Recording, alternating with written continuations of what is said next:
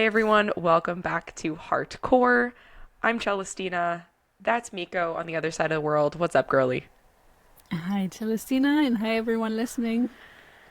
Alrighty, guys. We have an info packed episode for you today. We are going to be looking at all of the returns / oppositions that can happen in one's lifetime. And it's hefty, it's a lot. Some of them happen annually, some of them happen every seven-ish or on a 7 year-ish cycle multiplied by several. Um, but several will probably happen in your lifetime. So it's really good to know when change is coming, what that change can be, and understanding how your human design can kind of play into that as well. What are your thoughts on an opening? Sounds very good. Perfect. Also, even the 7 year cycle was mentioned. Damn, it's like I did my research or something. Yeah, I was about to say. I literally listened to all of the podcasts today. All of the podcasts and did all of the readings. Okay, yeah, that's a lot. Okay, so I think just very quick overview is Saturn returns typically happen in your late 20s to 30s. Uranus oppositions can happen in your late 30s to early 40s. And then your Chiron returns, your 40s entering into your 50s. And then if you make it to your second Saturn return, it's going to be in your 60s. And then if you make it to your third Saturn return, it's going to be in your like late 80s, early 90s, right? So like there's a lot going on and a lot of like consistent change that you're going to be experiencing throughout your life. But let's start with Solar returns. solar returns. Start us off, won't you? I feel like I've done so much of the talking already. Oy. Talked for exactly 2 minutes and manifestor is exhausted already. Oh no. Okay, a good start to this episode.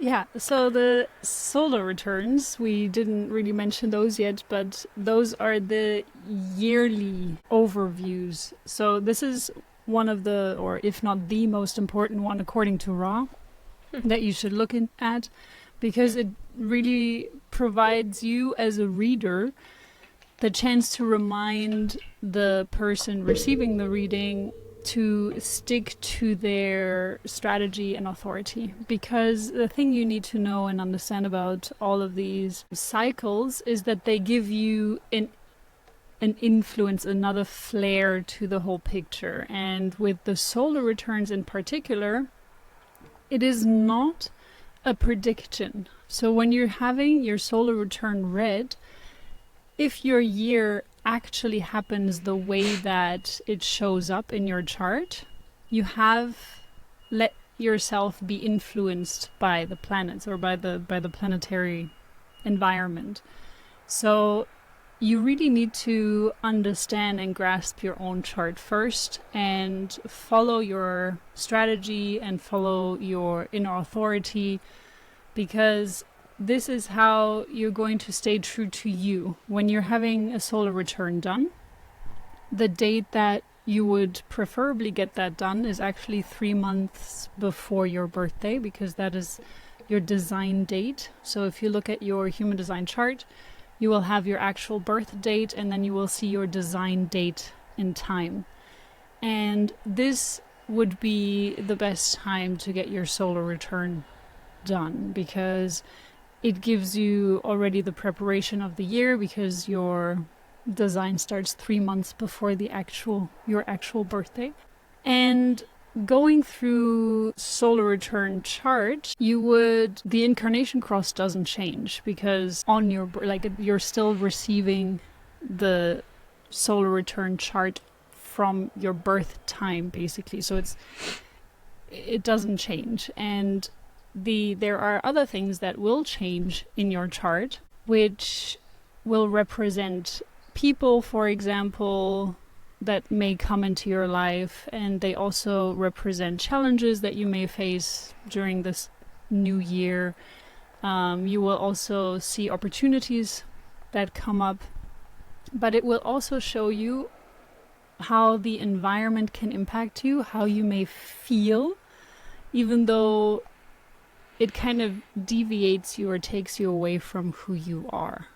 So you really always need to recalibrate and remind yourself, okay, this is actually who I am, and if you're suddenly an emotional being for this year, for example, and you're usually a not emotional being, your learning in this year is going to be heavily based on the emotional solar plexus. So really letting your emotions flow through you without jumping on the bandwagon of these emotions. I think this is a really cool approach to exploring like different aspects of yourself instead of like doing a new year, new you, like at the start of the calendar year.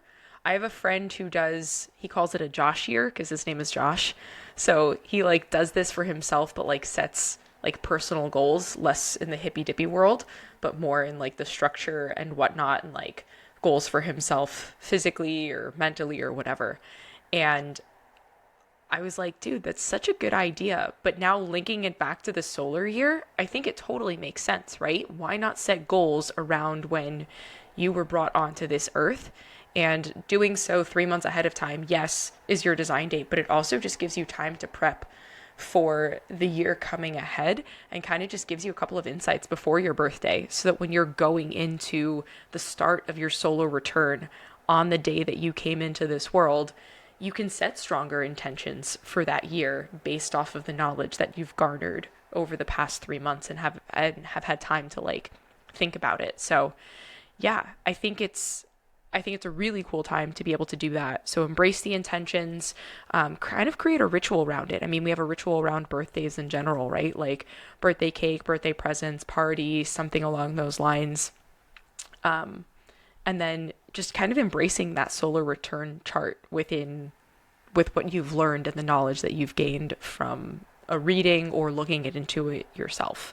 So yeah, it's, I don't know why more people don't do it, is what I'm trying to say.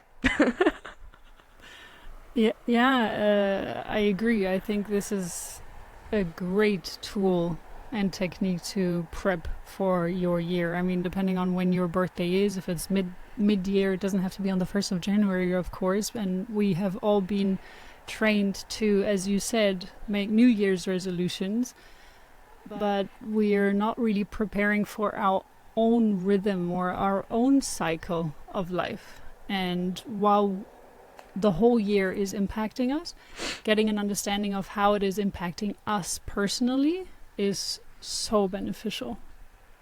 It really gives us a lot of power. Are there particular aspects of one's chart that should be looked at for a solar return? That is one of the most complex readings because it would be everything.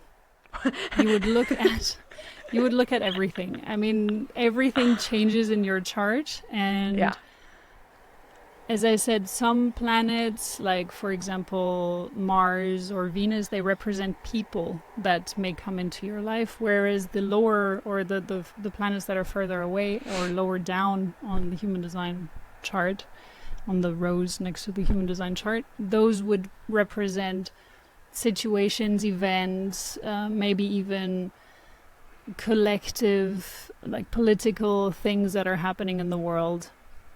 And everything is important for you to understand it. Of course, when you're doing a solar return, yes, we would go through all the planets, but even there, as you know, when we're giving human design readings, we need a focus. We need to know what that person wants and needs to hear, because it's so vast and we can really get lost in the details of the whole thing. And the reason why Ra kept saying that this is one of the most important ones is because this is, as I said, a yearly reminder of, hey, this is who you are, stay true to that, but these are the things that are going to impact you. And it also means, however, that you will have energies that you can use to your benefit, of course. So for example, if you're a non-sacral being, but for this year you are a sacral being, it provides you with more energy potentially for the year. The things that you would also look for that can be very confusing are the nodes, because the North Node and South Node, they kind of change. They show you the stage that you're on while in your play of life, basically. And it also shows you what you need to do to navigate this stage. And you have the design nodes and you have the south nodes. So they kind of interchange or interact with one another throughout the year. And it would be way too complex to explain the way that it kind of goes back and forth right now without having a visual imagery. But just doing your own solar return, if you're new to human design, is virtually impossible, because you really need to understand the way that a channel that is being created through a solar return would impact you, and how the nodes are interacting with one another. And so it is a very complex reading, but it is a fascinating one. Okay, very cool. I also read a little bit about 6 lines being affected more so. Is that with a solar return, or are we going to get into that more with different returns? Different returns. Okay, cool. Dope. So one that we could mention here, though, is it's not a cycle or not a return per se, but it's still connected to some sort of a cycle, which is the lunar cycle for reflectors. And for them, they have their own personal cycle every month. Understanding their personal lunar cycle, which would, for example, if you're a reflector and you have gate 25 defined, the other side of that channel would be gate 51. And whenever the moon passes through gate 51, it would create a channel. So it would connect your self and your ego. And this would be an important day for you to tap into what you're feeling, to, if you have an important question that you are asking yourself at the moment, to ask it on these days where these channels are created. And the more that you practice that, the more that you really understand your personal lunar cycle, the more you're going to get to understand how you make decisions. As I say, it's human design is a tool to connect more with your intuition. So it's not the end-all, be-all solution to everything, but I think it's a fantastic tool to learn to trust yourself. Snaps. So yeah, I thought that was also a good one to mention, even though it's not really a cycle analysis. But for you 1% of reflectors out there, you experience it on a monthly basis. So, boom. Exactly. And now that you've said that, I have a reflector in my life I see almost every day, and I'm going to kind of see if I can figure out the cycles in his life. Hey, yo. Yeah. And share it with him if he's interested. Yeah. I'm excited to observe now. Alrighty. So would you like to take us to the next one? I'm going to take us to Saturn. It's a little bit further than the sun. So we're going to go out to the solar system a wee bit. So Saturn is the planet of lessons, often referred to as like the authoritative, the father figure, the like, I'm gonna teach you a lesson kind of vibe. And I mean, it makes sense. If we're having a Saturn return between 27 and 29, we've had our fun in our 20s. And this is the time when either we're going to stay on the same path because it's lighting us up, or we need to like switch some stuff around. And I feel like that is what a Saturn return will do and can do for you. So let's take it from the approach of being in an aligned space already. Dope. Awesome. That means that your Saturn return, not that it's going to be easy breezy, but this will give you some time for reflection and maybe just make some minor tweaks within that world, within that space, if you're feeling aligned in what you're doing, whether that's relationship wise, work wise, a combination of all of the things, life wise. It'll feel less like you just hit a brick wall, right? Also think of this as like a quarter life crisis, because that's kind of the time that it's happening. And if you've experienced a quarter life crisis, it could be that you were going through, or currently are going through, your Saturn return in more of an unaligned way, right? So maybe you've made decisions thus far that have kind of been made willy-nilly, or maybe decisions that you thought that you wanted, or maybe life has just thrown things at you and it's not your cup of tea and it's not that way. This is the time when you can move and shake and change things up in a really significant way, and it may feel scary, or there's things in your world that are happening around you and you're just like, oh my God, I have to rethink life completely now. So there are instances, I would say, like a family member gets sick, if there's a death in the family, this will typically be like an aha moment for people to like change something in their life. Maybe it's their health, maybe it's their job, maybe it's finding more time with family, right? There can be certain things that happen in your world during this time. But really paying attention during this 2+ year time period to what's working and what isn't is really what you're kind of called to do during this time, right? And like learn, grow, and maybe expand out in different ways. Yeah. And it's the time to take responsibility. Ooh, in a yes. lot of ways.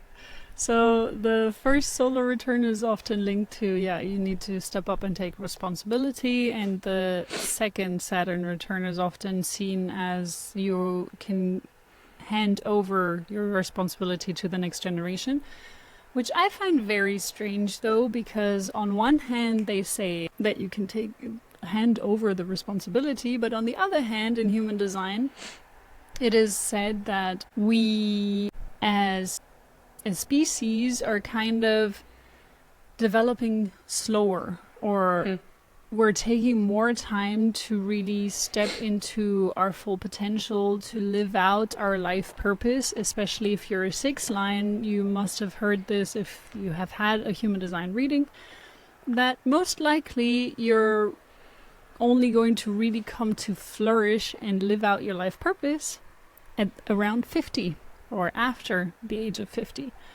So the second Saturn return is at around 60. But I think 10 years is way too short of a time if you're only really stepping into your power at 50 and then you're supposed to hand over the reins at 60. So that's why I don't really align with this part of the story.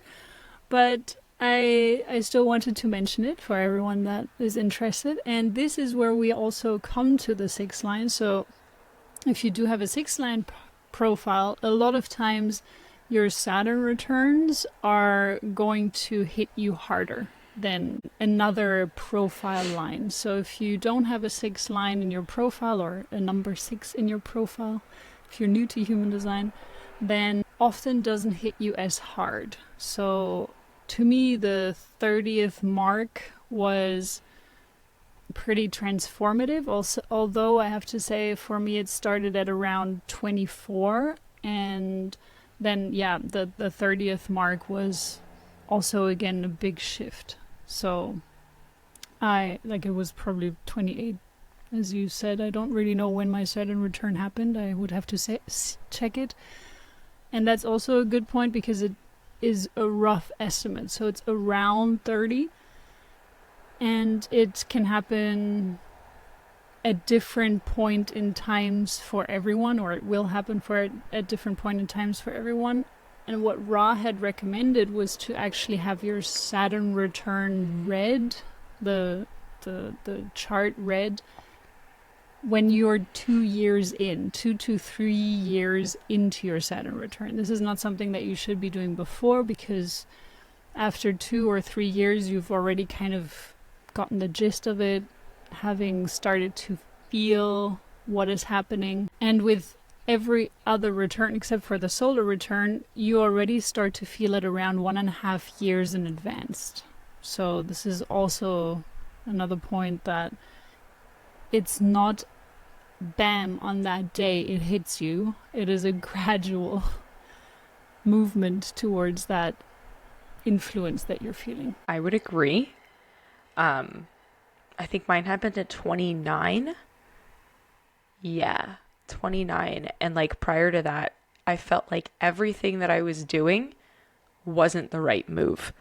And then after that, / maybe for the next year and a half, I felt like not every decision, but the decisions that I was making were leading me in the right direction. So I feel like that's how I would describe it. But prior to, it was just like dude, why is nothing I'm doing working? Interesting. Yeah. And I feel like everything for me focused around like work at that point. Because like relationship wise, stable. Yeah. It was mostly just like work stuff where I felt like I was hitting a wall with everything that I did. Yeah. Same here. Actually, at around 28, 29, I feel like I had finally found my way. So for me, it was already kind of moving into the direction of, yeah, I finally feel like I've figured it out. This is the direction I want to go into. So I started Opportunity, which was back then called Miko Health, when I was 25. Oh, wow.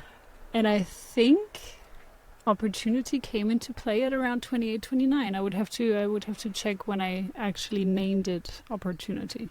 Yeah. Yeah. Very interesting. So I'm 3 years into my return now, right? 32. Yeah, 32. Math. And I feel like with the current state of like my employment and like where I'm working, even though it's stressful, it feels so aligned. I don't know how else to explain that, right? Like because I have a team, because I feel I don't feel supported from up above, but I feel supported by my team. Those last 2 episodes, they shouldn't be listening to that. Just listening to it. It's fine. It's fine. But yeah, it's interesting because I think the thing that I craved as an entrepreneur, solopreneur, was support from others. And I tried to do that through collaboration, and it wasn't always there. So it's interesting to now feel that and be able to truly step into my power. Only today, like real talk, only today does my incarnation cross make sense to me. It was something that like I was like replaying a scene in my head from work the other day. I'm like, oh my God, yeah, the left angle cross of confrontation. Oh my God, it totally makes sense now. How many years have I like explored my design? I'm like, I don't get it. It doesn't resonate. So I think having all of these aha moments, it doesn't always come at once, guys, right? It's something that's going to take time. And hey, yo, 3 years into my Saturn return, I'm figuring out what my incarnation cross actually means. Oy. That's such a good point, because I think I just wrote a blog about this actually, where I was saying exactly that. So it was about finding your why. Why are you doing something, or why are you not doing something? But it's not just about your why are you doing it, but also about why are you not doing it. So when you're supposed to be doing something that is good for you and that you know is helpful, why are you not doing that? And because I was talking about my self-love journey, and I felt like there were moments where I fell off the horse, and like the self-love horse, I named it that way. And it was in the last months and years, and it was kind of a gradual decline, which I explain in that blog. It's not that relevant right now, but I thought the why and why not, answering these two whys, for me, the why was an embodiment of doing my practices and understanding how they felt and how they made me feel. And this is the only way for me to understand why I was doing it. Because if someone would tell me about it, that you should be doing it because it's good for you, I wouldn't understand it. I wouldn't get it. I maybe understand it from my mental capacity, but I don't embody it. I don't understand it from every cell in my body. And that's exactly the same with my why not. I didn't understand why I wasn't doing it until, I understood it maybe mentally, but I didn't understand it until I was moved into this new apartment, that I felt, okay, I feel grounded, I feel good, and now I can rebuild it. I know the theory behind it, but understanding it from within you is a whole different story. So I think this is a very good point that you just made. These things take time, and it's really an embodiment process. And once you've experienced it in every cell of your body, that's when you can be like, okay, I really get it. I have some questions one can ask themselves if they are going through or have gone through their Saturn return. Would you like to hear them? Oh, yes. Very nice. Cool. So are you really doing what you want to do? Basically living a life that fulfills your dreams, your desires for yourself, right? Like this is a time to be a little bit selfish and like really dig into what you want as a human.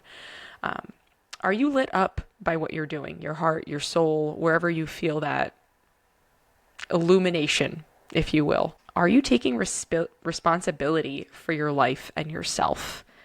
That's a big one. And I feel like that's probably like the biggest adulting question ever. Are you happy to continue life in the way that you're currently living it? Are you making the most of it? And what do you truly value in yourself and in others in your life? Ooh, I like just read that out loud. I read it before, but I didn't read it out loud. During my Saturn return, I broke a lot of relationships that were unhealthy and haven't looked back. So, not with my husband, with like friends, former friends. Very good questions. So, if you're currently going through your Saturn return, sit down and take a moment, a little bit more than a moment, to really reflect on these questions because they're very transformative if you let them be. And if journaling's not your vibe, maybe try like recording yourself. You can listen back to it, or maybe you don't need to. Again, this kind of also relates to your design, right? As a manifestor, I love just speaking it out and then having it on like a Google Doc to read later. If you are a projector and you just need to hear yourself out there, just speak it out into the world, right? Maybe it's to another human, maybe it's not. Maybe you're just doing it, like recording it on your phone, looking into the mirror, deeply gazing into your eyes. Maybe you need a buddy, but if journaling's your vibe, you can journal too. Yeah, or just take notes. I mean, just sitting or walking or whatever you want to do, but not even writing, just thinking about these questions can also be helpful. And just take bullet points, like just a word or so that may pop up that you may want to remember to then go back to it. This is something that a lot of us don't do anymore. A lot of people, they just constantly have something blasting, either music or podcasts or TV or Netflix or whatever it may be, or just going out to meet people because they can't be by themselves anymore. So if you don't like to journal, if you don't want to leave a voice message to yourself, then just sit or walk or just be with yourself for a moment and ask yourself these questions. That's already very helpful. I'm guilty of always having something in my ears. So, great reminder. Oops. I started such a good book today, though. Oh, it's called The Sicilian Inheritance, man. Game changer. Really? Not even a game changer. It's just a really cute book. And they mentioned the place where I grew up in it. So, like, even cuter. I was sold. Started crying on my walk. It was great. Oh, my God. That's cute. And she's got, if you're not watching, she's got very curly new haircut, and she looks very Sicilian now. Just embracing the moisture that's in the air here to letting my curls just do their thing. I like it. Thank you. All right, cool. Well, that was Saturn returning. Now into Uranus opposing, or Uranus, however you want to say it. You know? Yeah. You want to start us off? Okay. All right. So, all right, cool. Okay, so a bit about the Uranus opposition. Think of it as like, jokingly, like a midlife crisis, right? Like oh my God, I just want to quit my job. I'm not really sure if this marriage is it. Should I buy the fast car? Should I date someone younger? Right? That's typically what one thinks of when a midlife crisis occurs. But basically, Uranus is known for change, but extremes of change, breakdowns, breakthroughs, also the awakener, as like shocking and changes can come about. So when it's in opposition, it's literally at the complete opposite point of where it was when you were born, right? So if you're watching this, if it's at the 12 o'clock position, for example, it's at the 6 o'clock position, meaning your opposition. So it can feel confronting, right? Maybe things that have been quelled for a while. You may have to confront something. It can be challenging. It can feel chaotic. And this is typically happening in your late 30s/early 40s. So, yeah, that's a bit of a high level on that. And I know you're going to go way deeper than I just did. So I'm here to listen. Not necessarily. Oh, damn. Okay. Because, it also kind of goes back to the way that you would read the Saturn return. Just that, yes, as you explained, in this case, it's the Uranus opposition, so it's on the exact opposite side of the chart. In your human design, Uranus represents your unique quirk. So it's really something that makes you weirdly unique in a good way, if you want it to be in a good way. But the midlife crisis is probably the best way to describe the whole situation, because you feel like something needs to change, and understanding having your Uranus opposition read to you gives you a lot of understanding of what you may feel like you want to be pulled towards, or what you're going to be feeling like you want to be going towards. So while you're going through all of this, really always remember your strategy and your authority and who you are. So I hope by that point you have gone through self-reflective practices. It can be journaling, it can be yoga, it can be meditation, it can be mindfulness. I mean, meditation is the next level. It's not really self-reflective practices. I could go on to a really big tangent here into the wrong direction, but I'm trying to catch myself here, because it depends what you consider the self. Yeah. Anyways, if you have really practiced these techniques, you have already gained a better understanding of who you are.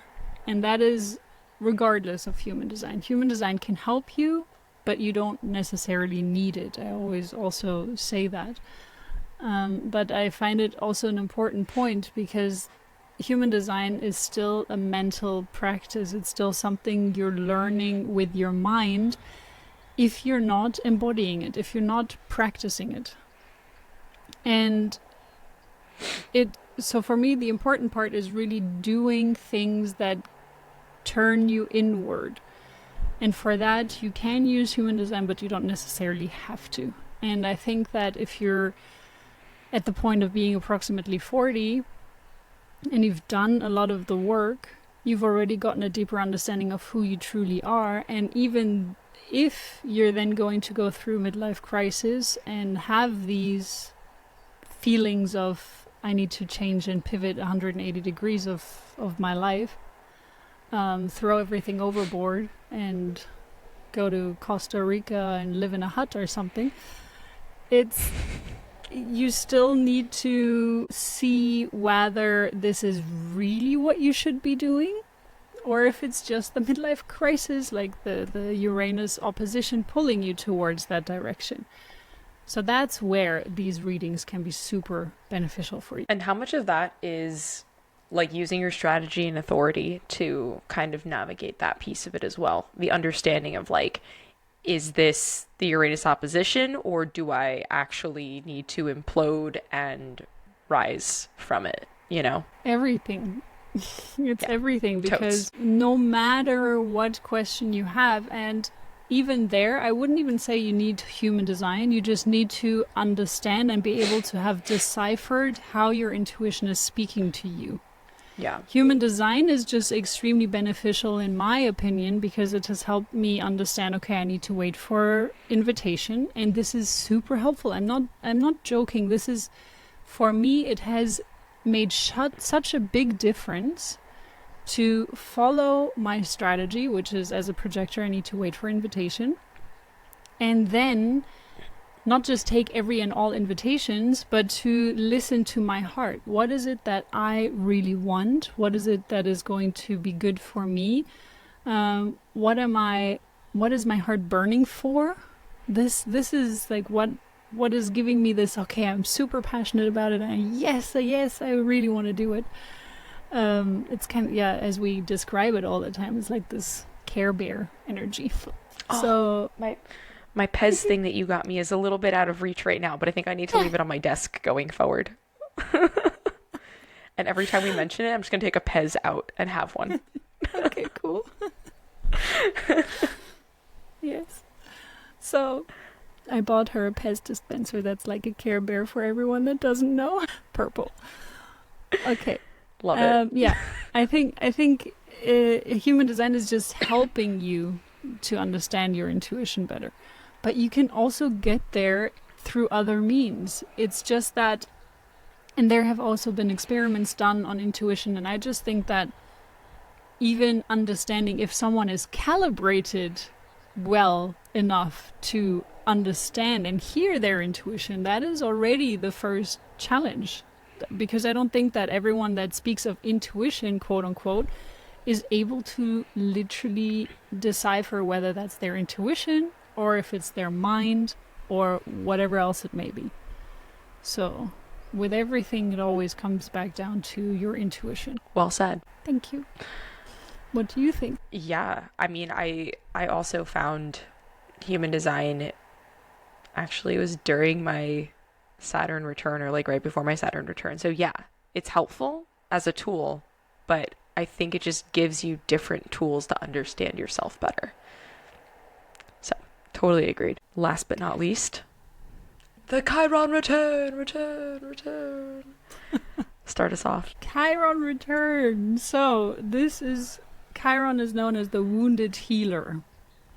And Chiron is the point in time, so it's around 50s, and it's the point in time where, especially for a 6 line, again, it can be very impactful. So Ra also said that a 6 line should have their Chiron return read. The other lines, it's not as important, but for a 6 line, it seems to be very important. It's also the moment of time where the 6 line is coming back down from the roof, quote unquote. So it's if you're new to human design and you don't know what the 6 line goes through, it's basically from 0 to 30 approximately, or 0 to Saturn return. The first one is when you're just going through a 3rd line phase. Then from your first Saturn return to your Chiron return is approximately when you go onto the roof and you're observing everything around you. So the first 30 years is about doing it yourself, experimenting yourself, going through all the challenges yourself. And the second phase of your life is about looking how everyone else is doing their thing in life and what works and what doesn't work for them. And then when you come back down from the roof at around 50, this is where you start to be able to help others with all the knowledge that you have acquired, to help others understand what they should or should not be doing. And this is not by you imposing it on them, but it's in a role model position. So a 6 line is always about being a role model, and that usually starts around 50. You can already be a role model before that, and I do notice that. I feel like people are looking at me and observing me in a lot of ways. I mean, I'm not saying on Instagram, but also offline, where I feel like they have this expectation. And I only really understood that in human design. And it's really, whenever I do something, I'm being observed, and I feel being observed. So it's not that I would say I'm a role model per se, but I know that because what I'm doing, I have to be, and I feel like there's an immense pressure of being authentic and being like preaching Practicing what you're preaching. Practicing what I'm preaching, yeah. Question though, because you have a penetrating aura, so I wonder how much of that is like your projectoriness, just being like, woo, out in the world. Like, not like a look at me kind of thing, but like when you're around people, it just like hits them, you know? Versus me, I got a big ass aura and it like keeps people away. So I wonder, I don't know if I've ever witnessed other people observing me. I'm going to take note of this now. Yeah. But I wonder if it has anything to do with aura stuff. Whereas David, my husband, is also a 6'2", also in his third-ish, fourth-ish year of his Saturn return. I think his happened a year earlier than mine. Lucky. Anyway, but it was cool to see him flourish in his Saturn return. Okay, back on track. I think people do observe him, though, which is interesting. So he's a generator. I didn't mention that. But I wonder. I'm going to take note of that now. Because I don't think I don't. Or maybe it's, yeah. No, I think I would love to hear, I would love to compare notes on this. I'd find it interesting. Yeah. And I only really realized this because it's things like when I'm around people and I put on my makeup, then the people are looking exactly how I put on my makeup, or it's just, it's yeah. That's just one example, but I do feel observed a lot of times. Even when I go to the gym, I don't really like going to the gym because I feel like people are observing me and maybe it's all in my head. But I don't know. Yeah, I would love to hear how you feel in the next few weeks when you're observing this. Interesting. Yeah, I will keep you updated. I'll keep you guys updated too, because I feel like I walk through the world with RBF, and not that I'm invisible, but like I just do it, you know? Yeah. All right, I'm gonna do some research, take notes on my phone, and report back. Cool. Thank you. By do research, I mean live my life and report back. Best research. Ayo. So yeah, you also, for Chiron return, you also kind of have to have worked on yourself a lot as well. Because this is, as it says, the wounded healer. So figure out your core wound and work on it. Otherwise, it's going to come back and kick your butt during your Chiron return. So that's a little bit about Chiron return. A little bit. Well, yeah. And then we had already talked about the Saturn second return, and the Uranus return, the actual return, happens at around 80. We forgot to mention regarding Uranus opposition is that this is also when the nodes shift. So in your first half of your life, up to the age of 40 approximately, this is where you're living out the South Node's themes in conscious and unconscious, or design and personality. And after around 40, so after the Uranus opposition, this is when you're moving towards the North Node theme. Amazing. And we've talked about that. I don't know the episode, but we have talked about all of the planets, and we mentioned both of the nodes as well. So definitely go back and listen to that episode as well. I think it's split up into 2, but the nodes are part of the first episode. So go back, have a listen. Trying to re-promo our stuff, man. You know, that's what's up. Good job. Just listen to us in your ear holes all the time on your walks. And then when you need a moment by yourself, you can take us out of your head and you can walk and listen to the birds and then think about the journaling prompts for your Saturn return. You're welcome. On that note, do you have anything else to add? No, I think we did a great job today, and I would love to know what you guys think as well. If you love it, leave a 5-star review, leave a comment, hit us up on Instagram at Hardcore Podcast on Instagram. Hardcore HD. Hardcore HD on Instagram. I'm good. Alrighty, guys. Well, thank you very much for listening. Thank you for your time, Celestina. It was a pleasure again. Always. Toodly doodles. Bye, guys.